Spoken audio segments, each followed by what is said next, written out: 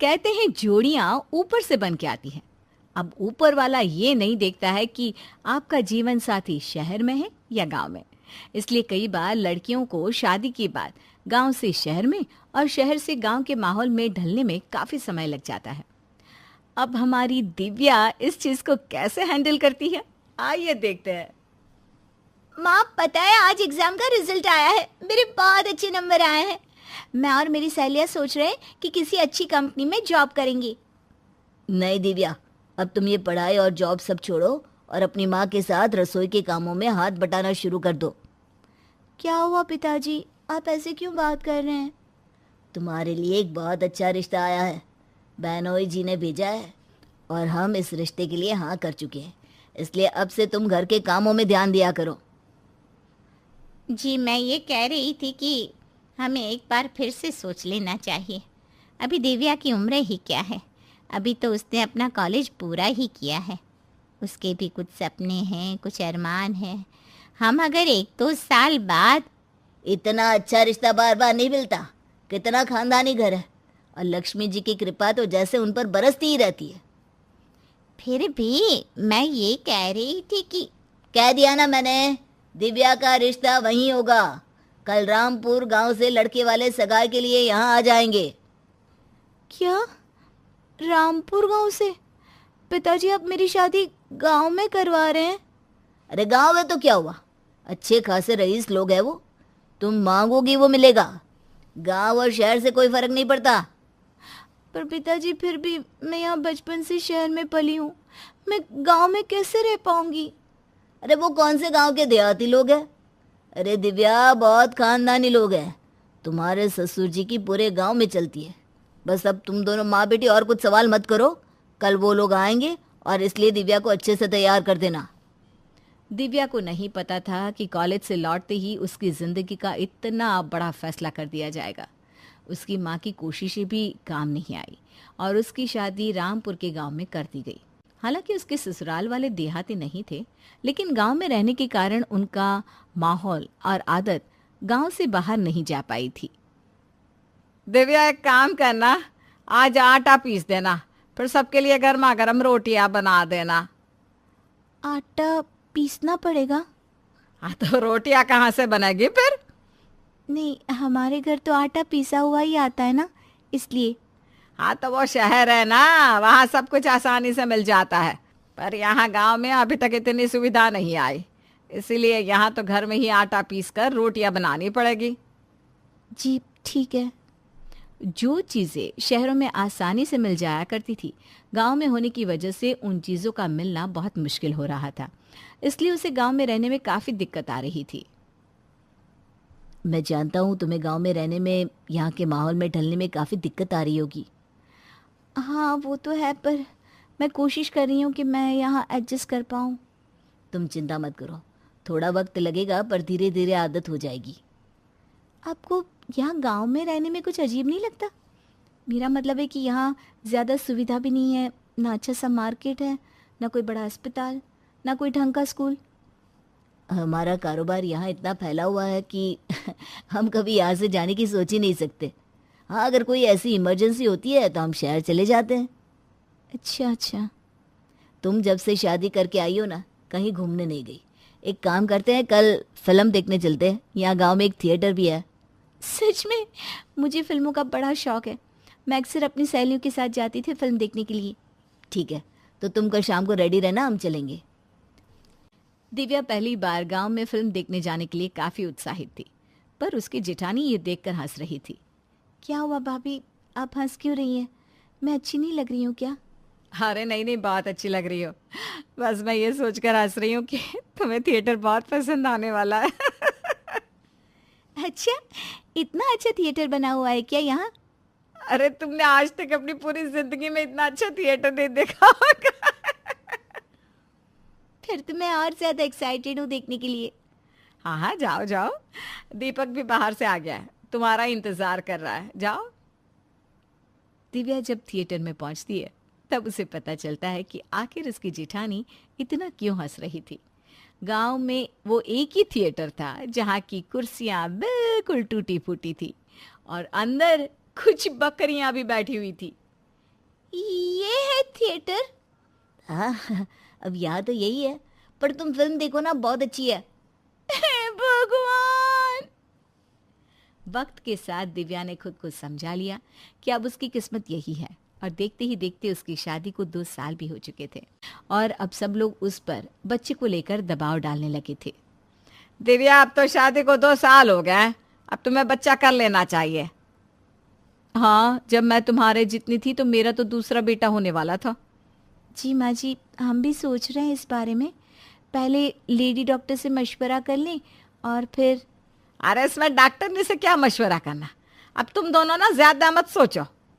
हाँ, और वैसे भी रामपुर में सब ऐसे ही करते हैं, ज्यादा कोई डॉक्टर के पास नहीं जाता। मैं सोच रही थी क्यों ना हम एक बार शहर जाकर दिखाएं। अरे दिव्या, तेरी जेठानी के दोनों बच्चे भी ऐसे ही हुए हैं, ज्यादा मत सोच, तू तो बस खुशखबरी सुना दे जल्दी से। दिव्या की सास और जेठानी ने उस पर दबाव बनाना शुरू कर दिया था, लेकिन गांव में अच्छे डॉक्टर की कमी थी। इसके बावजूद भी दिव्या की सास और जेठानी ने उसे शहर नहीं जाने दिया। दिव्या ने भी अपने ससुराल वालों की बात मान ली और अब वो 4 महीने गर्भवती थी। माँ जी, मैं सोच रही थी कि अब मैं शहर जाकर दिखाती हूँ, सब कुछ ठीक तो है ना? अरे दिव्या बहू, तो फिर से वही बातें लेकर बैठ गई। हमने भी तो बच्चे पैदा किए हैं, है ना? तो यहीं इस गांव में एक डॉक्टर नहीं है, उसे दिखा ला, ठीक है? मैं तो अब भी ये कह रही हूँ कि एक बार शहर के डॉक्टर को दिखा लाते हैं, सही रहेगा। अरे माँ और भाभी कह रहे हैं ना सब ठीक होगा, तो ठीक ही होगा, तुम क्यों परेशान हो रही हो? ये हमारा पहला बच्चा है, इसलिए मैं नहीं चाहती कि कोई भी दिक्कत हो। मैं तुम्हारी चिंता समझता हूँ, लेकिन भाभी और माँ का बहुत अनुभव है इन चीज़ों का, तुम परेशान मत हो, जैसा वो कहे बस करती जाओ। पर पहले का समय अलग था, अब समय बदल चुका है। तुम ना ज्यादा मत सोचो, हम कल इस गांव में एक डॉक्टर नहीं है, उसे दिखा लाएंगे। दिव्या को अपने होने वाले बच्चे की काफी चिंता थी, लेकिन उसके ससुराल वालों को ये चिंता बेफिजुल लग रही थी। गांव में जो डॉक्टरनी थी उसके पास ना तो नई तकनीक थी और ना ही अच्छी दवाइयाँ, फिर भी सबको ये चीज काफी नॉर्मल लग रही थी। दिव्या, तेरा आखिरी महीना शुरू होने वाला है, अब से ना ज्यादा काम झाड़ू पोछा शुरू कर दे, इससे डिलीवरी भी नॉर्मल हो जाएगी। जी माँ जी, आपकी बात सही है, लेकिन अब ना मुझसे ये सारी चीज़ें नहीं होती, मुझे बहुत थकावट भी लगती है और दर्द भी होता है। अरे यह सब तो होता रहता है, तू इन सब पर ध्यान मत दे, ले पोछा लगा ले, हमारी भी डिलीवरी ऐसे ही हुई है। अब तो आखिरी महीना शुरू हो गया, मैं सोच रही थी कि एक बार शहर के डॉक्टर को दिखाते हैं। अरे नहीं, बिल्कुल नहीं, शहर के डॉक्टर तो जब देखो ऑपरेशन की बात करते रहते हैं, कोई ज़रूरत नहीं है, तेरी तो नॉर्मल डिलीवरी ही होगी, तू बस जो जो हम कहते जाए वो करती जाना, ठीक है? जी ठीक है। दिव्या के आखिरी महीने में उसकी सास और उसकी जिठानी ने उसे घर का पोछा और झाड़ू बर्तन करने को कहा, जबकि उसकी हालत अब ये सब करने की नहीं थी। पर क्योंकि अब वो अनुभवी होने का दावा कर रही थी, तो दिव्या को उनकी बात माननी पड़ रही थी। बस अब तो वो यही चाहती थी कि उसका बच्चा सही सलामत इस दुनिया में आ जाए। दिव्या जो एक शहर की रहने वाली लड़की थी, उसकी शादी उसके पिता एक गांव में करवा देते हैं। वैसे तो दिव्या के ससुराल वालों के पास काफ़ी सारा पैसा था और वो देहाती भी नहीं थे, लेकिन गांव में रहने की वजह से उसके ससुराल वालों की सोच अभी भी थोड़ी पुरानी थी। इसलिए जब दिव्या माँ बनने वाली थी, तब उसकी जेठानी और सास उस पर नॉर्मल डिलीवरी के लिए दबाव बनाने लगे थे। दिव्या चल जल्दी से ये पोछा लगा दे, इससे डिलीवरी भी नॉर्मल होगी। माँ जी, अब तो मुझसे ये सब नहीं होता, काफ़ी दर्द होने लगा है मुझे। अरे अभी तो काफ़ी वक्त बाकी है डिलीवरी में, तो ज़्यादा ध्यान मत दे दर्द पे, ये सब ना आखिरी महीनों में होता रहता है। हाँ हाँ, चल जल्दी से काम खत्म कर ले और फिर ये काढ़ा पी लेना, ठीक है? थक हार की दिव्या अपने कमरे में आराम करने आती है। मुझसे अब ये दर्द बर्दाश्त नहीं होता, सच में। बस कुछ ही दिनों की तो बात है, माँ कह रही है कि डिलीवरी जल्दी हो जाएगी, वो भी नॉर्मल। तुम्हें लगता है कि इस गांव में डिलीवरी की सुविधा है अच्छे से? अरे भाभी की डिलीवरी भी तो यहीं हुई थी। तब की बात अलग थी, पता नहीं क्यों मुझे कुछ अच्छा नहीं लग रहा, जैसे कुछ बुरा होने वाला हो। अरे कुछ भी नहीं होगा, माँ और भाभी है ना, वो तुम्हारा ख्याल रख लेंगी, चिंता मत करो। दिव्या दर्द में जैसे तैसे अपने दिन काट रही थी और एक दिन अचानक उसे बहुत दर्द हुआ और उसे अस्पताल ले जाया गया।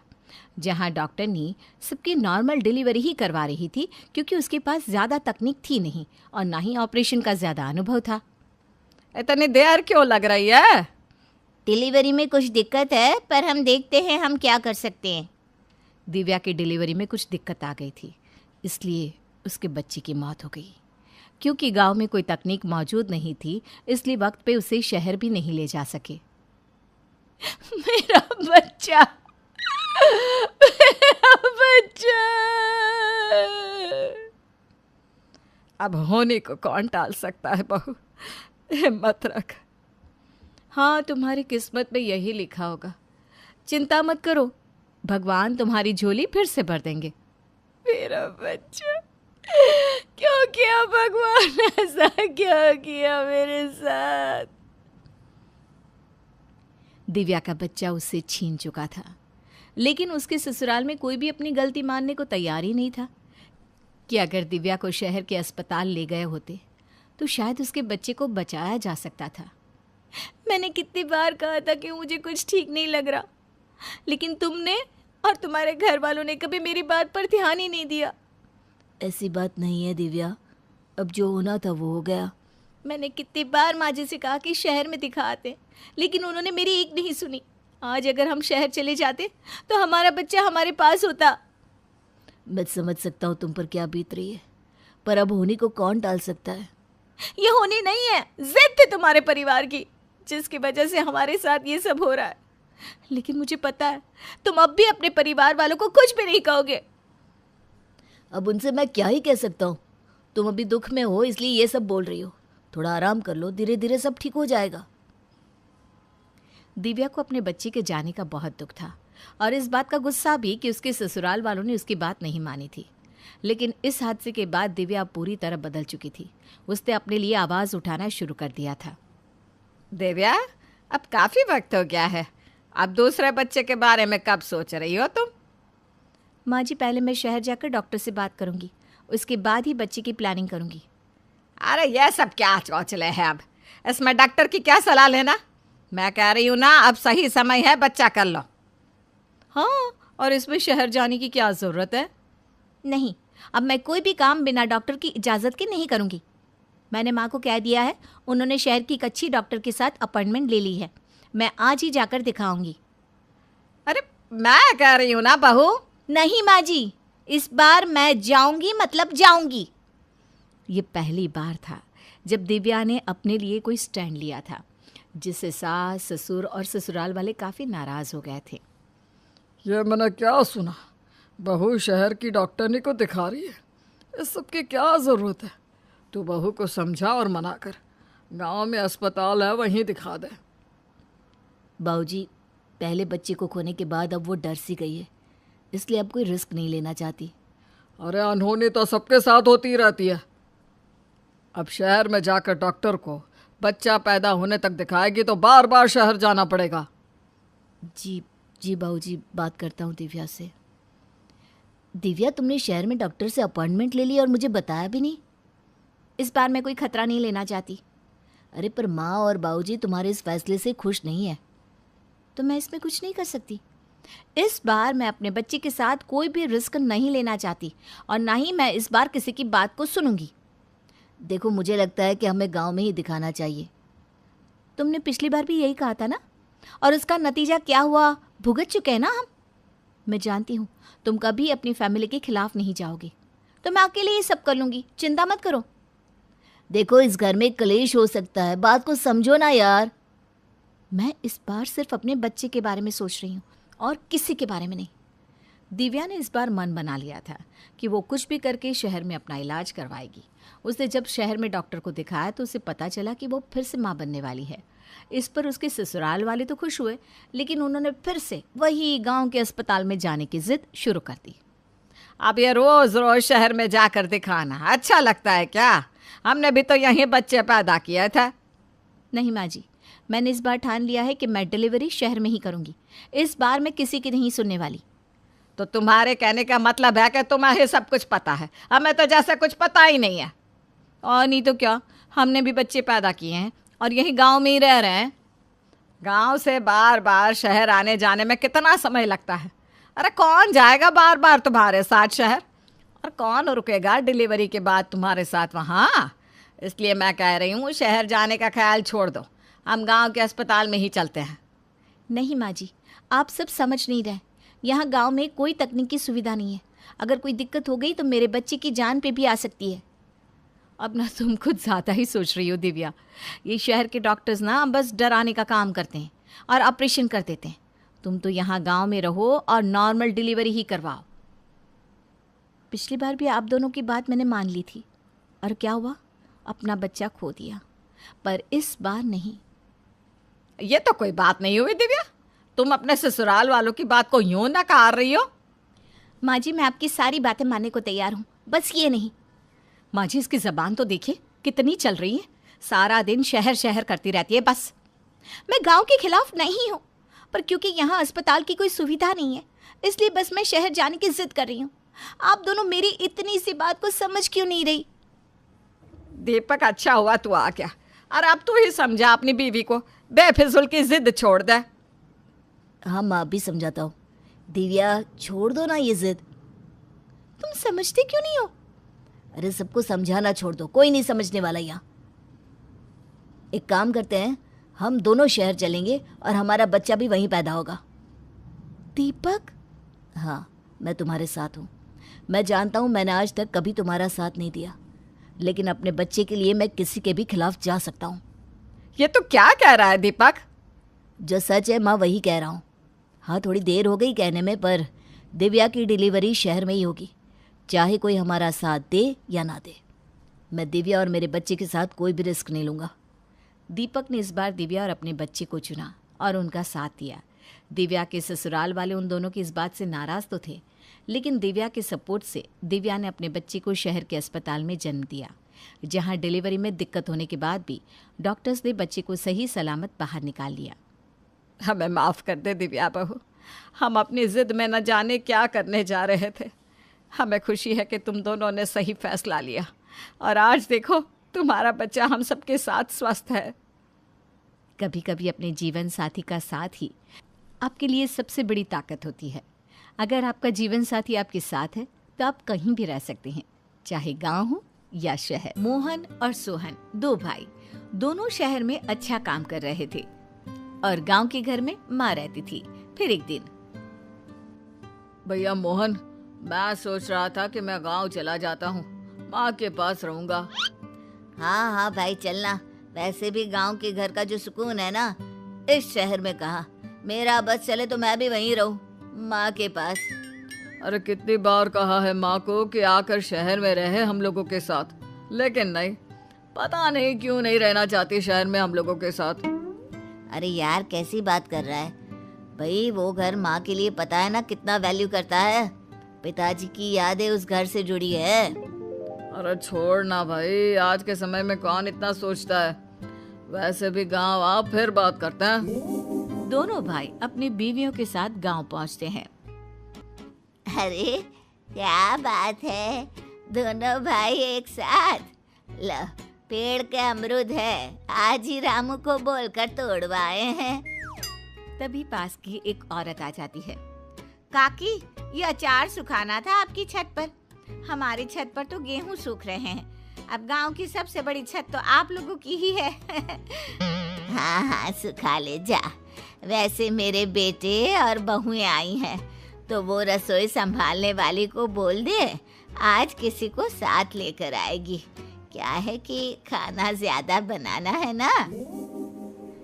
क्या है माँ, किसी को भी घर में घुसा लेती हो, जमाना खराब चल रहा है। माँ उसकी बात पर ज्यादा ध्यान नहीं देती। हाँ, तो मोहन की बहू, तेरी टीचरी कैसी चल रही है शहर में? क्या पढ़ाती है? माँ इतिहास पढ़ाती हूँ। आजकल दशहरे की छुट्टियाँ थी तो इन्होंने कहा माँ के पास हो आते हैं। दोनों बच्चों को भी गांव दिखाना जरूरी था। मैं जरा दोनों को घर दिखा कर आती हूँ, उन्हें भी तो पता चले कि हम लोग कितने संपन्न हैं। वरना शहर में तो 2 कमरों में ही जिंदगी खत्म हो जाती है। बड़ी बहू बच्चों को लेकर चली जाती है तो छोटी बहू मुंह बनाकर कमरे में आती है। माँ, मैं ये घर बेचने आया हूँ। बिल्कुल भी नहीं, मेरे जीते जी ऐसा कभी नहीं होगा। अरे कैसी बात कर रहे हो मोहन? ये घर हम लोगों के लिए बहुत जरूरी है। पिताजी की यादें, हम लोगों का बचपन। अरे ऐसी बात तू सोच भी कैसे सकता है भाई? देख भाई, मैं अपना सारा जीवन 2 कमरे के मकान में नहीं बिता सकता। ये फ्लैट बेचकर और ये घर बेचकर मैं शहर में एक बड़ा मकान लेना चाहता हूँ। अरे पर मैं ये मकान किसी भी हालत में नहीं बिकने दूंगा। ये मेरा फाइनल डिसीजन है भाई। बड़ा भाई वहां से उठकर चला जाता है। छोटा भी माँ से लड़ाई झगड़ा करके अपने कमरे में चला जाता है। दोपहर को खाने के वक्त सभी टेबल पर इकट्ठा होते हैं कि छोटे की बीवी बोल पड़ती है। देखिए, आप सब बड़े हैं, इसका मतलब ये नहीं कि मनमानी करें। अरे हम लोगों का भी हिस्सा है इस घर में, और मैं इसे बेचने आई हूँ। मैं घर बेचे बिना नहीं जाऊंगी। बड़ा भाई कुछ कहता है, इससे पहले माँ कहती है, मुझे घर बेचना मंजूर है। अब इस बारे में यहाँ बात नहीं होगी। जब तक हो खुशी से रहो, और जब इस घर का ठीक रेट लग जाए बेच जाना। मैं गांव में ही कोई छोटा घर ले लूंगी। बड़ा बेटा कुछ कहना चाहता है पर माँ कहती है, मैंने जो बोला वो फाइनल है। छोटा बेटा खुश हो जाता है। सभी शहर वापस चले जाते हैं। अब रोज कोई ना कोई उस मकान को देखने आता, लेकिन ठीक बोली नहीं लग पाती। फिर एक दिन छोटा बेटा माँ को फोन करता है। माँ क्या हुआ, घर की डील फाइनल हुई कि नहीं? नहीं तो एक काम कर, औने पौने जो भी दाम मिलते हैं निकाल दे घर को। अच्छा ठीक है बेटा, तो तू एक काम कर, तू और मोहन दोनों आ जाओ, मैं पेपर तैयार करवा लेती हूँ। है एक खरीदार। दोनों भाई अगले दिन गांव आते हैं और पेपर पर साइन कर छोटा पैसे ले लेता है। माँ बड़े को पैसा देती है तो वो कहता है, माँ ये पैसे तू ही रख ले, कभी जरूरत हुई तो ले लूंगा। तू चलना मेरे साथ। नहीं बेटा, मैं यहीं रहूंगी इस गांव में। यहाँ सब मेरे हैं। शहर में तू और बहू दोनों नौकरी करते हैं, क्या करूंगी मैं, मन भी नहीं लगेगा। दोनों बेटे शहर को लौट जाते हैं। फिर एक रोज, भैया मैंने शहर में बड़ा घर ले लिया है, कल गृह प्रवेश है। माँ को तो नहीं बुलाया पर आप आ जाना। नहीं, मैं नहीं आऊंगा। तुझे ही मुबारक तेरा बड़ा घर। ये बोलकर वो फोन रख देता है। तभी उसकी बीवी उससे कहती है, अरे छोड़िए ना गुस्सा, आप तो जानते हैं सोहन को, बचपन से ही जिद्दी है, ऊपर से उसकी बीवी भी ऐसी। पर अब मेरा मन ही नहीं करता उससे बात करने का। दिन बीतते हैं। बड़े भाई और छोटे भाई में बातचीत तक बंद हो जाती है। पर फिर एक दिन मोहन अपनी बीवी से कहता है, मेरा मन न जाने क्यों आज सोहन से मिलने का कर रहा है। अरे तो चलिए ना, चलते हैं भैया के पास, कौन सा दूर है उनका घर। दोनों पति पत्नी सोहन के घर जाते हैं, जहाँ देखते हैं कि उसका घर का दरवाजा खुला है। अरे सोहन के घर का दरवाजा खुला है, जल्दी अंदर चलो, कहीं कुछ गड़बड़ लग रही है। वो अंदर जाते हैं कि देखते हैं कि सामने सोहन जमीन पर पड़ा होता है। दोनों फटाफट उसे डॉक्टर के पास ले जाते हैं, जहाँ उसके ठीक होने के बाद, ये तो बहुत अच्छा हुआ कि वक्त पर आप आ गए, वरना आपको बचाना नामुमकिन था। भैया आपने मेरी जान बचाई, वरना उस बड़े से घर में मेरा क्या हो जाता। रीना भी बच्चों के साथ मायके थी। वैसे आप अचानक कैसे आए भैया, भगवान बनकर? तू मेरा भाई है सोहन, हम दोनों की रगों में एक ही माँ का खून है।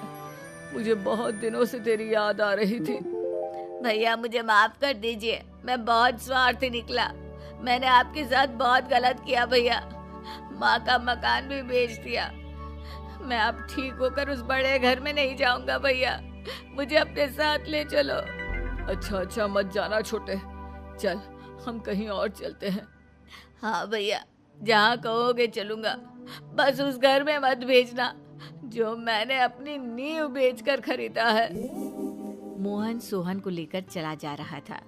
सोहन को नींद आ जाती है, लेकिन जैसे ही कार रुकती है उसकी आंख खुल जाती है। सामने होता है गांव का वही घर जिसे वो बेच चुका होता है। भैया ये मैं कहाँ आ गया? काश भैया ये घर मैंने नहीं बेचा होता, मुझे अब इसी घर में सुकून आएगा। भैया मैं इस घर को फिर से खरीदना चाहता हूँ। अंदर चल, फिर बात करते हैं। सोहन भाई के साथ घर के अंदर आता है जहां माँ काम कर रही होती है। अरे मोहन आ गया। आ सोहन बेटा बैठ। कैसी है अब तेरी तबीयत? दिल का दौरा इतनी छोटी सी उम्र में। मैंने तो तेरी सलामती के लिए घर में हवन कराया है। देख पूरा घर हवन की खुशबू से महक रहा है ना। माँ तू यहाँ कैसे? मैं तो ये मकान फिर से खरीदने आया था।